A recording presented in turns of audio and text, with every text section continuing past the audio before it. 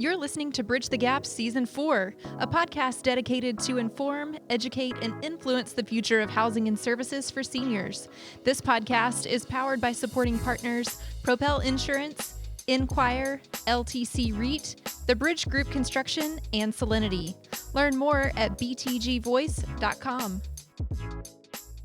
Welcome to Bridge the Gap podcast, the senior living podcast with Josh and Lucas. A great, exciting show on today with a good friend of ours, Michelle Reese-Clark. Welcome to the program. It's nice to be here. Thank you. Yes, great to see you. You know, you are a BTG ambassador, which is really awesome. We've had fun the last probably year or so getting to know you and a dozen or so of other ambassadors as we've created relationships and helped to, pursue our mission here at Bridge the Gap, which is inform, educate, and influence. We appreciate that. And we also saw you at the VIP event in Nashville. How did you like that? It was great to see everyone. It's been a really long time since I've seen many of my friends in the industry. So that was absolutely fabulous to get to see them and catch up and see how they were doing. So it was great. You know, I consider you kind of a jack of all trades. You've got an architecture and design background, and that's probably, many people know you from that arena. You're really an expert in that field. But obviously you've got a lot more gears because now you're on the capital side with AIIM Capital, and you're getting to kind of spread your wings somewhat and see it from a different lens, so to speak. Right now, we are seeing a big shift in the marketplace with different portfolios selling. You see some of the big REITs or some of the big operators, they're transitioning some of that stuff around. There's some value add opportunities. There's challenges with ground up. I mean, the whole marketplace is just filled with different challenges, which creates a ton of opportunities. Speak to us now from this new lens that you're looking through from the capital side. What are you seeing happen in the deal markets? There's a lot of activity right now. I think on the construction side, there's several projects that we're looking at that are shovel ready or close to it because last year, a lot of the capital markets just were quiet. If a bank or private debt group didn't already have a long-term relationship with a potential developer that they needed to be successful because they already had money invested in them, they just weren't doing transactions. And so now what we're seeing is everyone's catching up. They need to do some deal flow. If you're on the equity side, they need to, invest. If you're on the debt side, they need to put money out because they've brought too much money in. So we're seeing a lot of action. And I think the fear of the construction costs is becoming a little bit more comfortable. I think we just realize that this is the situation. I mean, there are still issues with getting materials and products, but that's not as big of a deal as I think when you're looking far out. On the refinance or other transactions where people are selling product, we're not participating as much in that. I know that there are some transactions going on. Some people are getting in and out of the skilled nursing space. Some people have found that they, maybe they own too many properties, so they need to address that. But we're mostly focusing on the construction side right now because there's a lot of interest in construction. So, Michelle, on the new construction front, as you're now coming from a very, I would say, eclectic background, you have a wide array of experiences that have prepared you for now entering the capital side of our industry.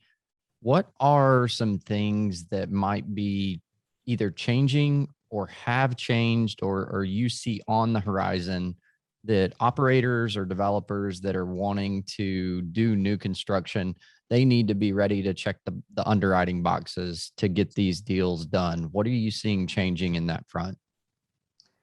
Yeah, I don't know if there's been as many changes, but I think things are becoming more clear. There's been instances in the past where people have been funded that didn't bring a strong operator with them. They didn't have a third-party market study done. They didn't have a lot of these things that are really important for us to have and be able to underwrite a project. And now without that, you just cannot get financed. I had this conversation, in fact, with an organization yesterday that has several really great projects that they have not They haven't done a third-party market study. They did their own internal one, which is great, but that's like me going and doing my internal one, which I do on every single project before we consider it. I have my own places I go to see what the market looks like, what the census in the area is, what the potential long-term are.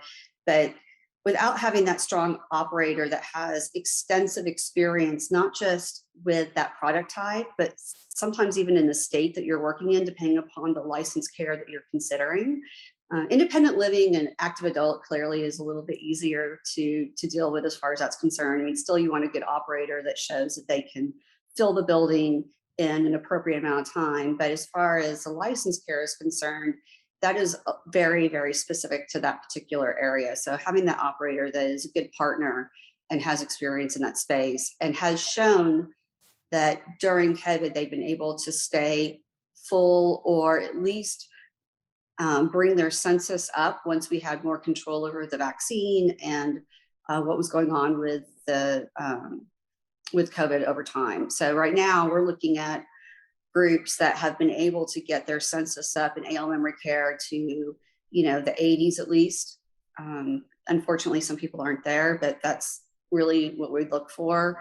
Independent living honestly stayed pretty steady during COVID and during 20 and into 21, especially because I think people were finding that they didn't want to be in their home anymore and they wanted to go and move in. So, that's a very easy product for us to finance. The only thing right now that we are not looking at is standalone memory care. We just don't have debt sources that are interested in standalone memory care at this point. Well, that's really interesting. So let's touch a little bit on the different sectors. You mentioned independent assisted memory care, and I think you might have even touched on the active adult, that kind of 55 plus product type. You did mention that memory care, there's not a high level of interest, maybe with you guys or maybe the industry in general. Touch on that a little bit. What are some of the reasons why people are maybe not as interested in chasing after the freestanding memory care product right now? So freestanding memory care has always been a tricky product. And the reason why is generally by the time somebody moves in, they're a lot farther down the path of having some kind of dementia, which means that their average length of stay is between 18 to 24 months. So your marketing is very, very important. And during a time of sickness, regardless of whether or not it's COVID or influenza, which we deal with on an annual basis, that particular demographic is not going to be able to wear a mask. You can't keep them from going up and giving each other hugs or, interacting with each other. So it's a much harder group of individuals to help when there's something going on that could potentially cause them to become ill. So the census in a lot of those standalone memory cares hasn't been very great. And I think the COVID lens has made people even more nervous about the long-term census of those buildings within their portfolios. So it's not that people are not interested in memory care, but they're just not interested in the memory care on its own. Yeah. So memory care on its own, do you see it being, well, let me back up. So obviously there's such a growing, I guess, need for memory care as more and more people are developing different types of dementias, Alzheimer's. But you have your challenges. It's a difficult group. It's a difficult diagnosis. It's a difficult population to provide care for. There's higher turnover as far as unit turnover, as far as the residents are waiting longer to move in, and then they're there for shorter amounts of time. So all of that makes sense. But with the growing demand, you mentioned that maybe one of the options for those developers out there that are trying to meet the needs of the population, are you saying that they're combining that with assisted living and or independent living product, or what do you see as the alternative to meet the growing needs for that population? Generally, the most popular product to provide capital for is when you have all three products together: independent living, assisted living and memory care. And on the design side, where I come from, if you actually really do the numbers properly and you think through the long-term life of the building, if you build the right number of AL memory care with your independent living, after probably the second turn of those two products, AL memory care, the independent living will continually supply enough people to fill your AL memory care. The first couple of rounds, because you fill that building about a third every year after you fill it the first time. And once you get through those first two rounds, it's just really easy to keep the census up, or easier. Let's just put it that way. And also, you're sharing a lot of the expenses among all three areas. So you only have to have one commercial kitchen versus if I was standalone memory care with 30 to 60 beds, because you really don't want to go too large with those, you're having to support that kitchen on its own, which has probably 30 employees that you have to support. And then you think about the number of employees if you do memory care, and you look at the ratio that you want to have for your memory care of like 1-4, 1-5, 1-6 at the most of staff to resident ratio, your costs just go up exponentially. So by having independent living and assisted living there, you're being able to pass some of those costs along on the operation side and on the construction side at the beginning to those other areas. So you obviously have a lot of background in design and understanding even how the operations work in senior care, which has uniquely prepared you to provide great insight to your company as a capital provider. Do you see that the design, the physical plant, is a growing discussion and a topic among capital providers where they're really evaluating that? Or is this still just looking at the numbers on paper? Or are there things that they're looking for in this kind of COVID or post-COVID era, whatever era we're in, that now the design of the building is being more kind of looked at and considered when funding a model, or does that matter at all? I do think it matters. I think that even more today, the whole team, the contractor, the architect, everyone that's involved has to have experience. And then on the building, as far as it's, the building itself, we started this industry as a clinical model. It was just an extension of hospitals starting off. And so it looked like a hospital with these long hallways, and it was very expensive to operate, and it wasn't really resident focused. And Greenhouse changed that a long time ago, and we're still seeing improvements as time goes by. But what we do know is that if the building is designed right, you have a higher yield because there's less staff requirements, because I don't have as much waste of someone walking from one end to the other of a building.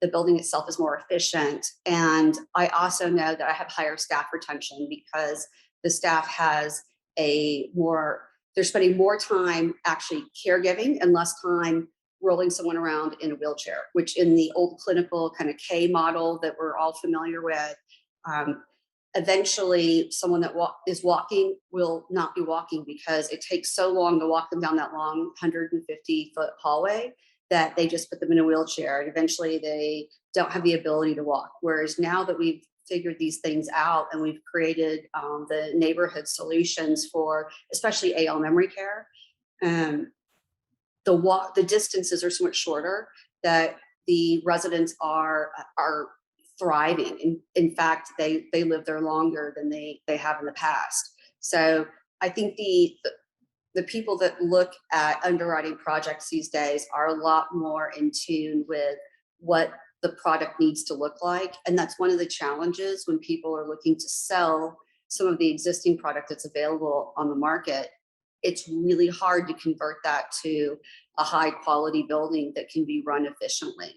And so in a lot of cases, it's almost better to start over than it is to try to rehab a building that has a design that's so hard to operate and so expensive to operate that the yield is much lower. So I do think that funding sources are a lot more sophisticated than they were previously because they've seen the value add of a properly designed building.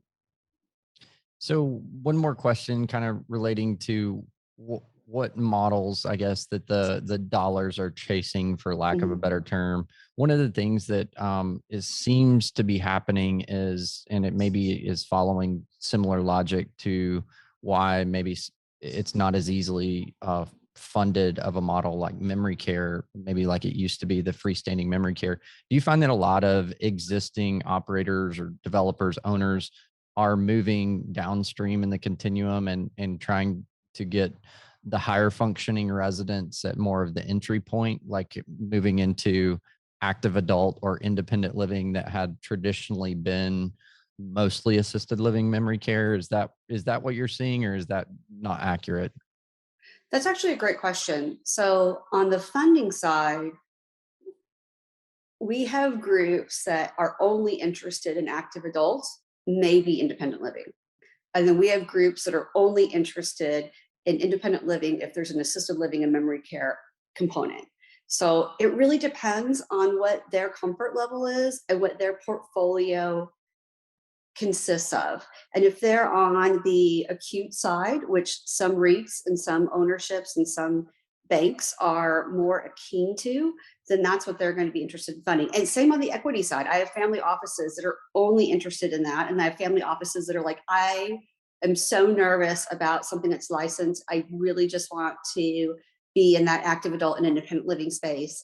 And those individuals tend to be ones that either have never been in that or coming from maybe a multifamily background, or they invested in one that maybe wasn't the right team and didn't get licensed quickly or never did get licensed and had to be even though it was purpose built, the purpose had to change. And that does happen. If something is not appropriately designed and built and doesn't meet all the regulations within that state and community, it can't open. So I don't think there's people moving away from one thing or other. It's just they have a preference. I do know that those of us that have been in the space for a long time realize that, assisted living looks like the skilled nursing of before as far as the resident demographic, and independent living is looking more and more like assisted living as it ages in place. And so the individual that would have been looking to move into independent living walks into that building and said, these are not my people. And so that active adult product is really filling a need. And it's been around for a long time. It just hasn't been as common in the senior housing communities. But I do think that you're going to see more and more of the CCRCs putting in a new product. And whether or not they call it active adult or they call it independent living light or whatever they call it, it's a product intended for the group that they used to capture for independent living, because of the fact that as these products have aged in place, and honestly, the person who's active really doesn't need 3 meals a day, and they don't want to pay for that. And they don't want to necessarily eat in the dining room. They want to go out to eat. And that independent living model was really packaged around making money off of the food service, is because there's a cost there. Once you put that kitchen in and once you hire all those employees, you have to pass that cost off. So I do think that there's a great need for that product for a variety of reasons. But it is interesting on the funding side that some people just really have a comfort level with one product or another. You don't really see groups that do both. Interesting. So, Lucas, we've talked about these topics in a variety of different ways on our show throughout the years, but it's always interesting. We talk about, the importance of having the right team, regardless of what care type or whether you're new construction or rehabbing. And, this conversation kind of validates that. And I think it's very interesting with the challenges that come from these, I would say, outside factors like the economy and the environment and things that are happening to senior living and around us. And you see senior living operators, developers, owners adapting and changing. It creates new opportunities. And it also is, probably going to create some gaps in the market that someone's going to have to figure out how to fill. So, with that change, we can choose to be frightened by that, or we can choose to be excited at the opportunities and try to create new environments, exciting environments and opportunities for this aging population that we serve. This has been a great conversation, Michelle. And I know our listeners are going to love to connect with you. Yes, totally. I appreciate it. Well, and Josh, couldn't agree with you more. And I would say if you're listening right now and maybe you are a college student, we do have a contingency of college students that listen to us, or you're working in some capacity and you're dipping in to bridge the gap to check out what is happening in the kind of B2B space of senior housing. These challenges, like Josh said, create opportunities, and we need some smart people to come into this industry to help solve these issues. And you will never find a more rewarding place to work around the best people you can find. So we highly encourage you to continue to lean in to bridge the gap, to learn more about the senior housing industry from people like Michelle. Michelle, thanks for your time today. We really appreciate it. Thank you again. We'll put all your contact information in the show notes. And thanks to all of our listeners for listening to another great episode of Bridge the Gap. Thanks for listening to Bridge the Gap podcast with hosts Josh Crisp and Lucas McCurdy. If you were informed, educated, or influenced by this episode, we want to know. Leave a comment on social media or contact us in the show notes. Powered by supporting partners, Propel Insurance, Enquire, LTC REIT, The Bridge Group Construction, and Solinity. Learn more at btgvoice.com.